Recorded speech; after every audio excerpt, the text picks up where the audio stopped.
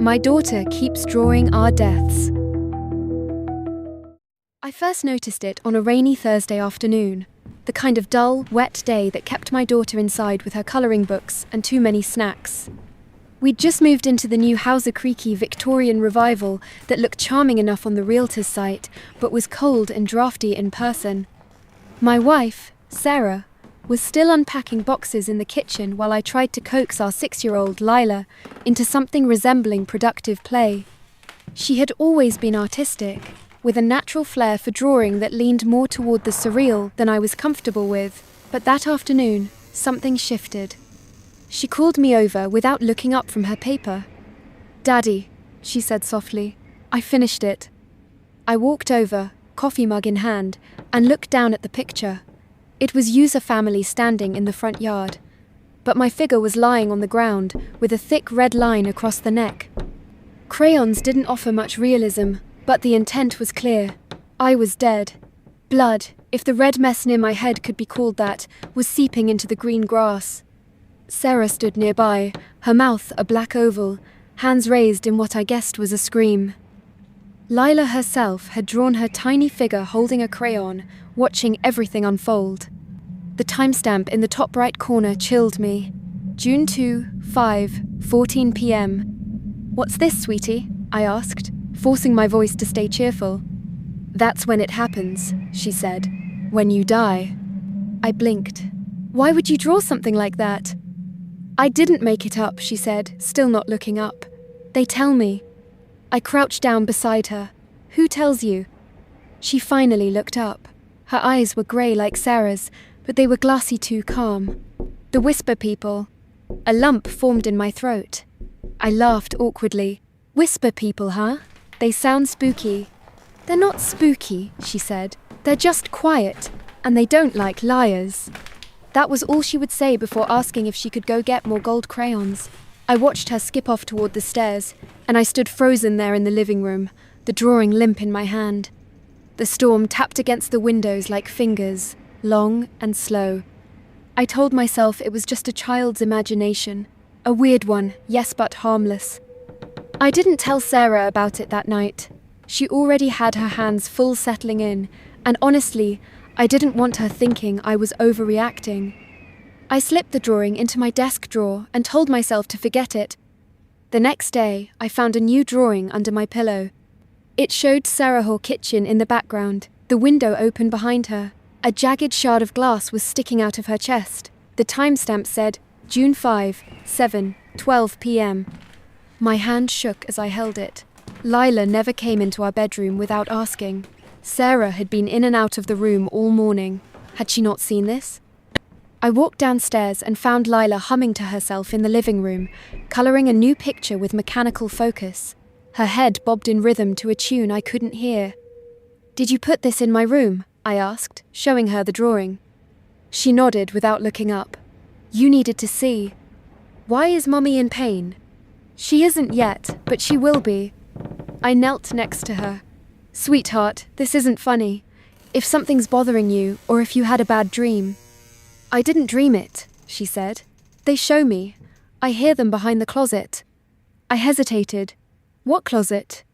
"In the attic, where they live." That night, I barely slept.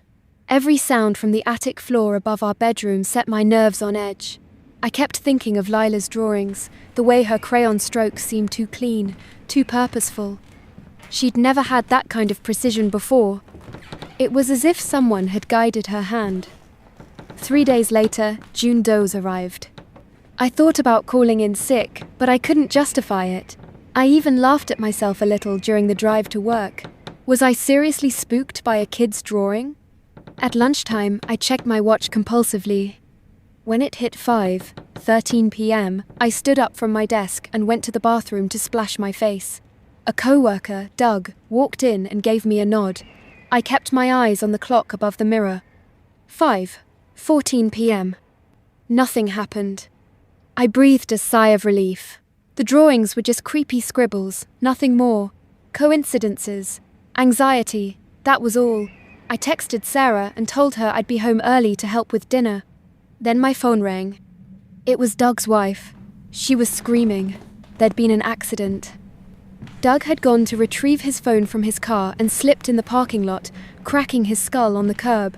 The security footage showed him walking across the lot at exactly 5:14 p.m. The breath left my lungs. I stared at the wall in front of me, my ears ringing. I didn't remember telling Leela that Doug sat next to me at work. I didn't remember her ever meeting him.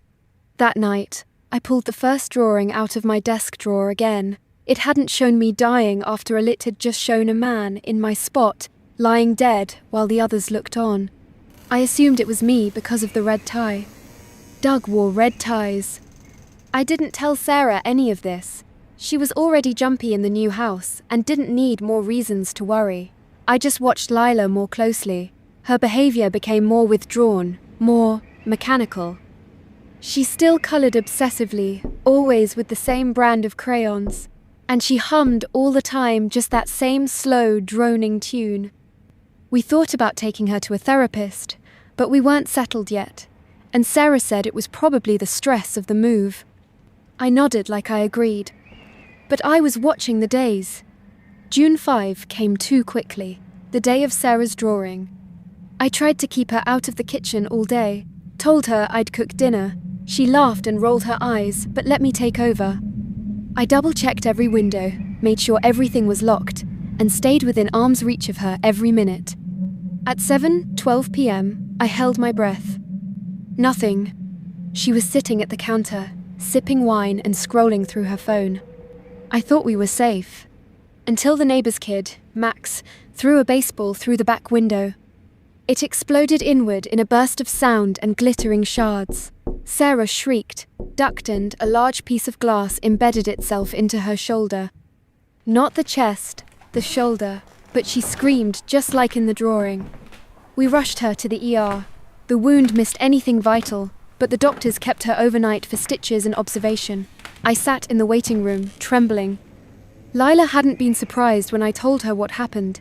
She just tilted her head and said, "Sometimes it changes, but the time is always right." When we brought Sarah home the next day, I searched every inch of the attic. It was mostly empty, just insulation, some exposed beams, and a few boxes left behind by the previous owners.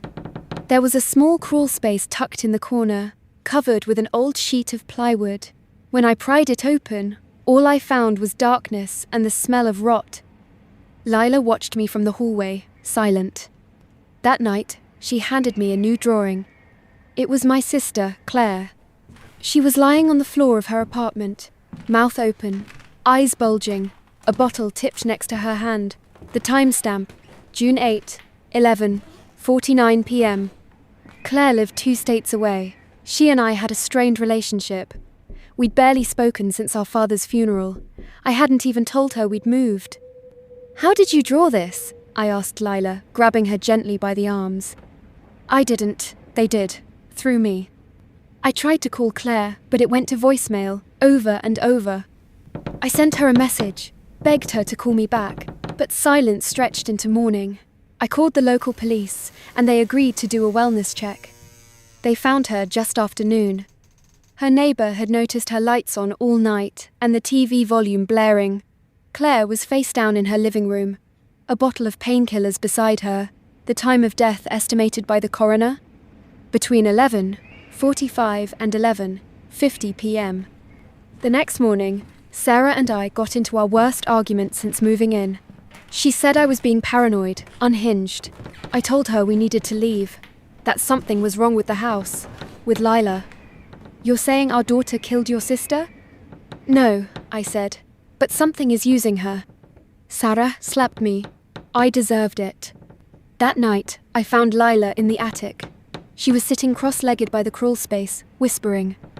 I stepped closer and heard it a soft sound, not her voice, but several voices, murmuring in chorus like a prayer.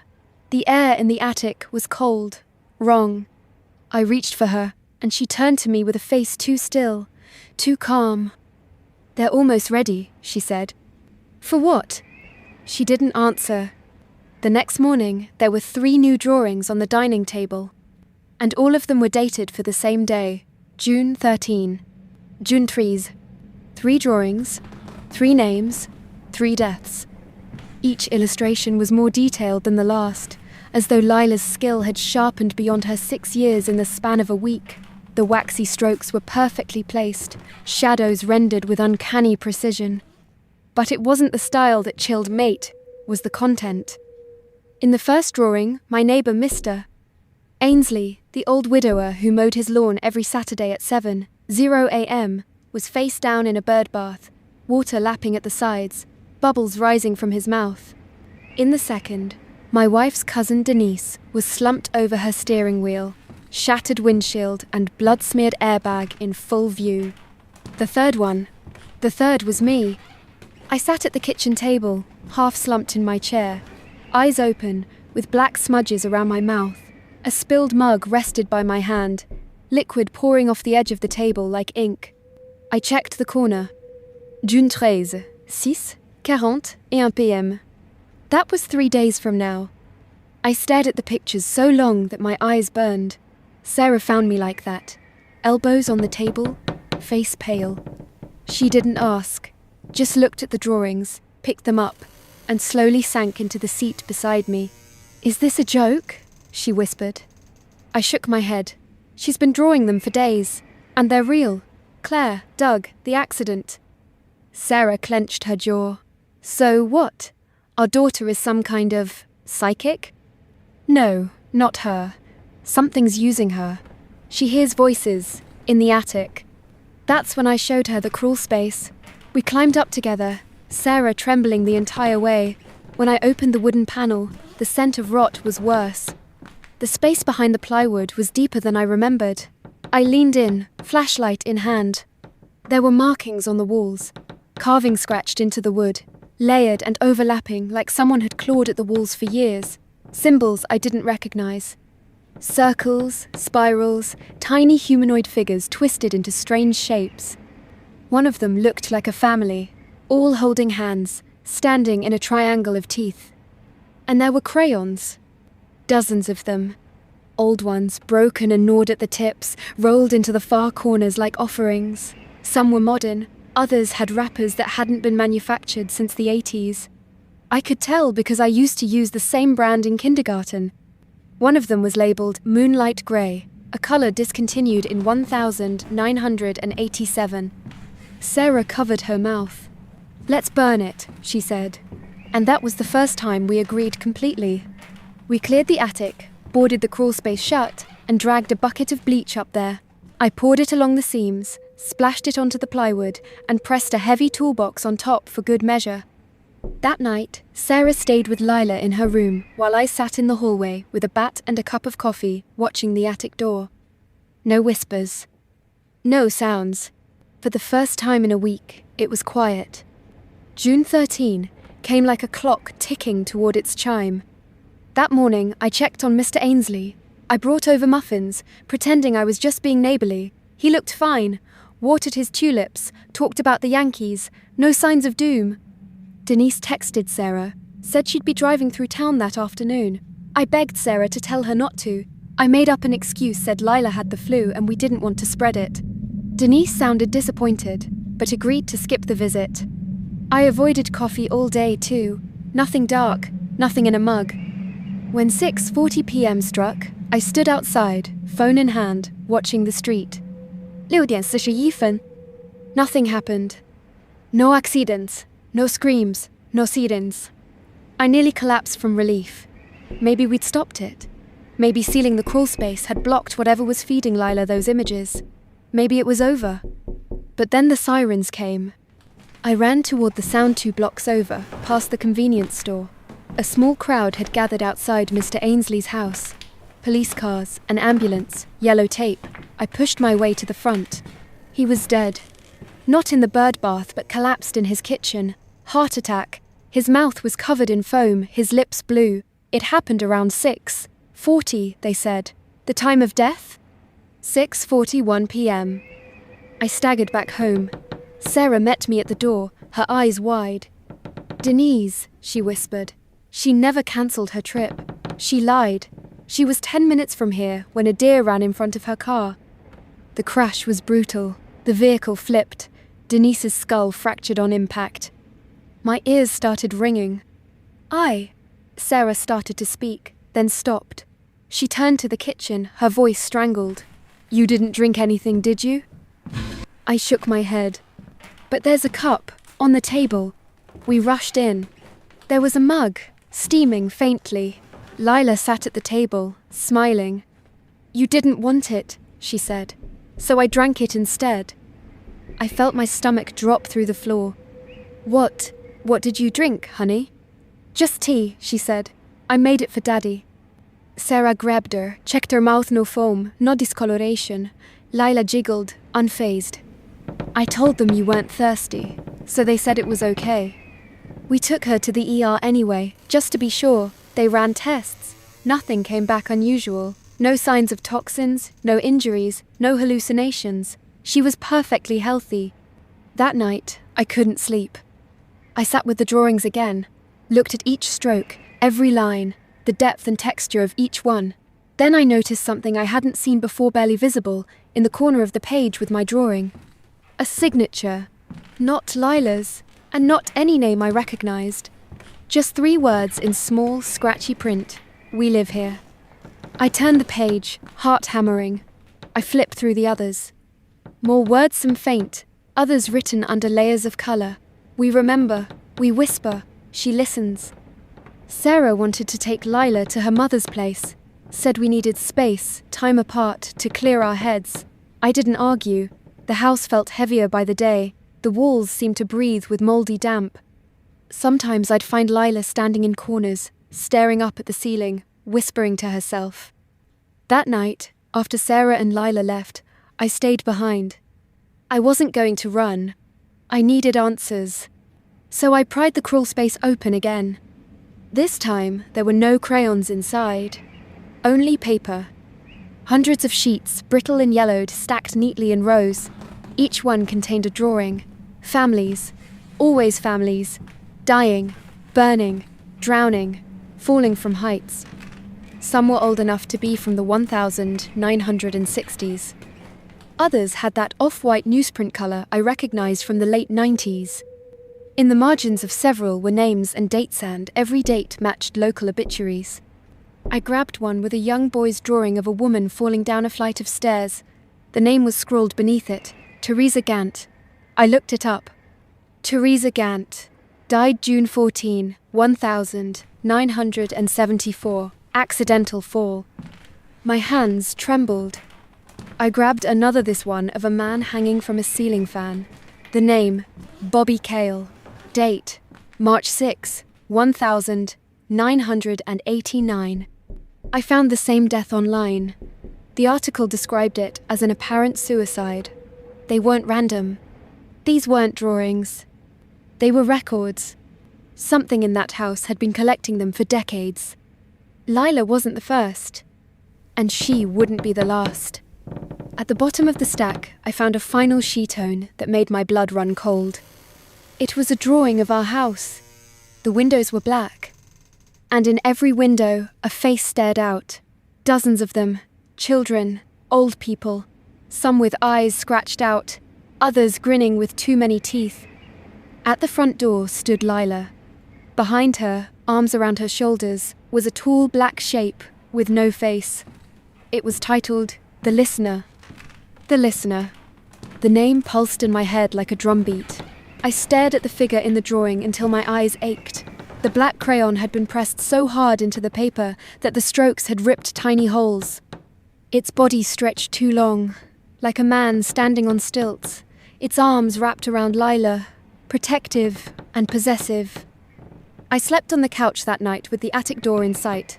Not that I slept much. Every creak felt intentional. Every shadow had a shape. At 3:12 a.m. I heard it. Whispers. At first, they were indistinct, just murmurs from above. Then they became words. I couldn't tell how many voices there were. Dozens, maybe hundreds. Overlapping. Male, female, children. Some sobbing. Some laughing softly. All blending into something that sounded too much like chanting. Let us draw. Let us speak. Let us live again. I sat up, my skin crawling, and grabbed the flashlight. I wasn't sure what I planned to do. Reason with it? Burn the place down? I crept up the attic stairs, one at a time, each groan of the wood making my stomach knot. When I reached the crawl space, the door was open. There was something inside. Not a personne, not quite. It was thin and long, its limbs bent at wrong angles, like a stick figure sketched by a trembling hand. Its fingers were impossibly long crayon thin, flexing in the dark like antennae. Its head scraped the angled ceiling, lopsided and eyeless. But I felt its gaze like heat. The walls were vibrating with the whispering voices, and in the center of the crawl space lay a fresh drawing. I picked it up with shaking hands. It was Lila. She was lying in her bed, pale and stiff, her mouth open in a silent scream. The window above her head was shattered. A jagged shadow reached in toward her, touching her forehead. The time written in the corner, June 16, 12, 2 a.m. It was June 15. I had less than 24 hours. I turned to the creature, my voice barely a rasp. "What do you want from her?" It tilted its head, cracking audibly.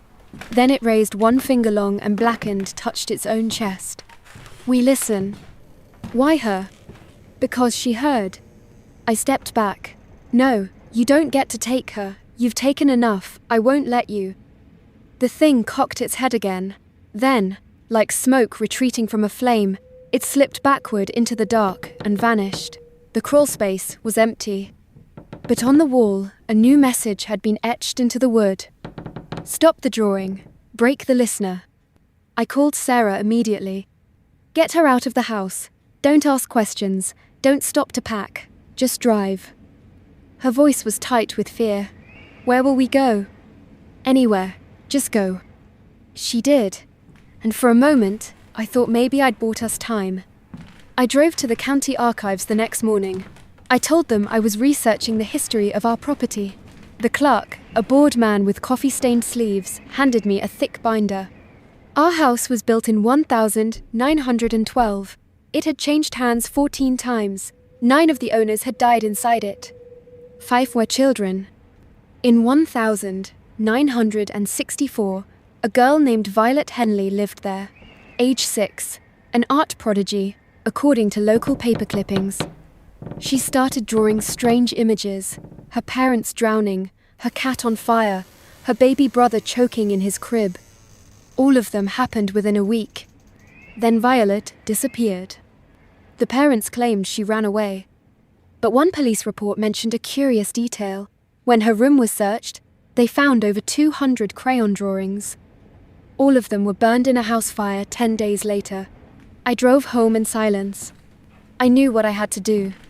That night, I took every drawing Lila had made, the ones I'd hidden, the ones I'd stored in the drawer, the ones from the attic, and I burned them in the fireplace. They went up fast. The wax caught quick. The flames hissed and popped and turned green in places.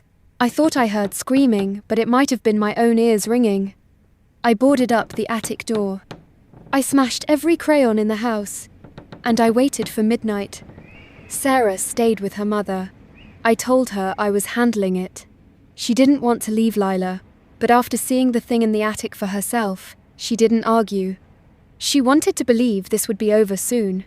At 11:59 p.m., I walked into Lila's room, where I'd laid out the final drawing on her bed, the one of her own death. I held it up. "Come get it," I whispered. "Come get her. I'm waiting." And the whispering began. Not upstairs. All around me. From the vents. From the walls. From behind the mirror. The bedroom door slammed shut. I spun around, heart pounding. The windows trembled. The lights flickered. And the listener stepped out of the closet. It was taller now. The ceiling scraped its shoulders. Its mouth open not where a mouth should be, but across its chest, splitting open like torn fabric. Inside were hundreds of teeth. Small, grey, childlike teeth, packed in too tight, chattering like wind chimes. I held the drawing in one hand, in the other, a lighter. It took a step toward me. The walls groaned. "Let her go," I said. It paused. I held the flame to the corner of the paper. "You touch her again, and I'll burn every one of your voices. I'll tear down this house and salt the earth." The listener tilted its head.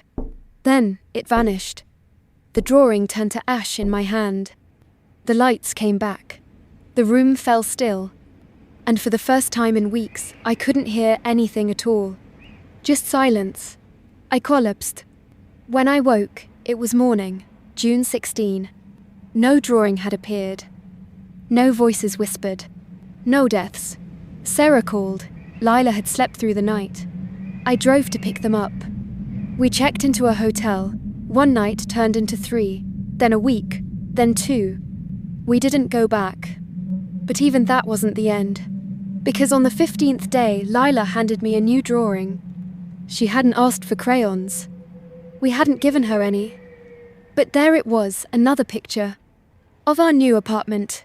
Of me, asleep in bed, the window behind me open, and a tall, black figure reaching in, one long finger extended toward my chest. The timestamp, July 2, 3, 17 a.m.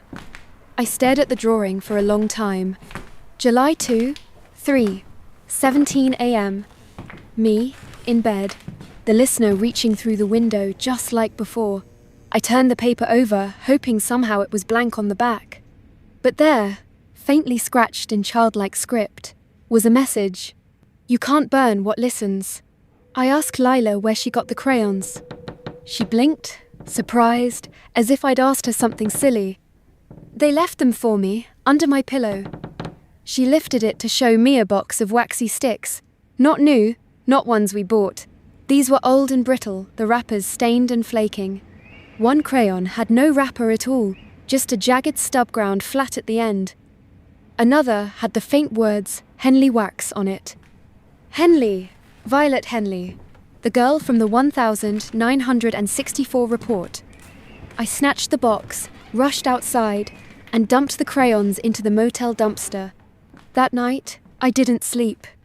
I sat in a chair across from our bed, watching the window. Sarah was restless, but didn't ask questions. She trusted me now, maybe more than I deserved.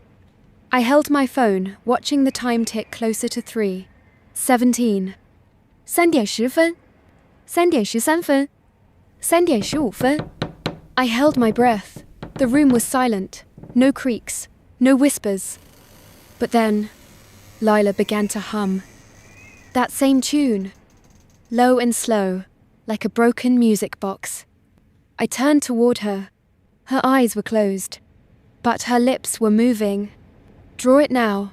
Make it real. I stood, heart racing. Lila. She didn't stir. Her hand reached out from under the blanket, fingers twitching like they were holding something. In her grip, a crayon. One I had thrown away. I lunged, grabbed it, and her eyes snapped open. "Don't!" she screamed. "He'll be mad!" The window behind me shattered. I turned and it was there. The listener. Fully inside. Its form was clearer, now less shadow, more substance.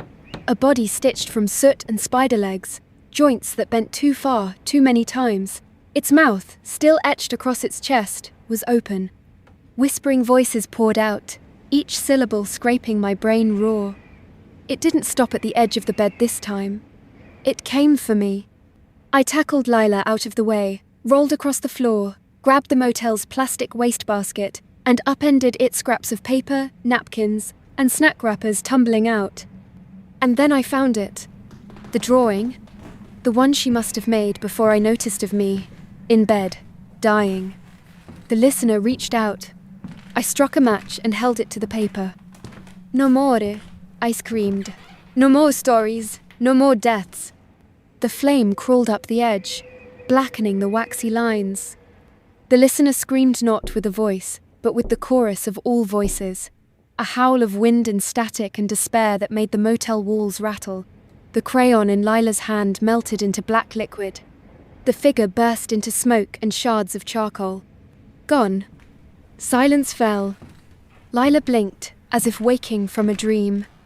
"Daddy," she whispered. I pulled her close. "It's okay," I said. "It's over." But it wasn't. Because over the next few weeks, she kept humming the tune. Quietly, without noticing. She stopped drawing, thank God, but sometimes, late at night, I'd see her staring out the window, as if expecting something to come back. I did more research, spoke with local historians, interviewed a retired cop who once worked Violet Henley's case. Turns out, Violet was found dead in 1972. She'd been adopted after the fire, moved to another state, died at 14 in a fire that started supposedly when she tried to burn a pile of sketches in the basement of her foster home. One of the sketches was recovered, charred but visible. It showed a little girl at a window, a long black shape standing behind her. The cop said he remembered seeing the drawing. He said he remembered the words etched on the bottom in tiny, shaky handwriting. I asked him what they said. He told me, "We listen until we are remembered." I asked him where the drawing was now. He said it disappeared, lost in storage. Or maybe it wasn't lost. Maybe it found its way back into the world, into the attic of a quiet old house in need of new ears, new hands, new crayon stubs. We sold the house. We left the state. Sarah and I don't talk about it anymore. We can't. Saying the words feels like inviting it back. Lila's different now. She smiles more. She ums less. But once, just once, I found her in her room, sitting at the edge of her bed, tracing her finger along a blank sheet of paper. Not drawing, just tracing. When she saw me, she smiled. "Don't worry, Daddy," she said. "I won't draw them anymore." "Good," I said, voice dry. "Good, sweetheart." Then she added, softly, "They don't need drawings now." I stared at her. "What do they need then?" She looked up at me. Her grey eyes shimmered, empty and far away. "Now they remember all by themselves."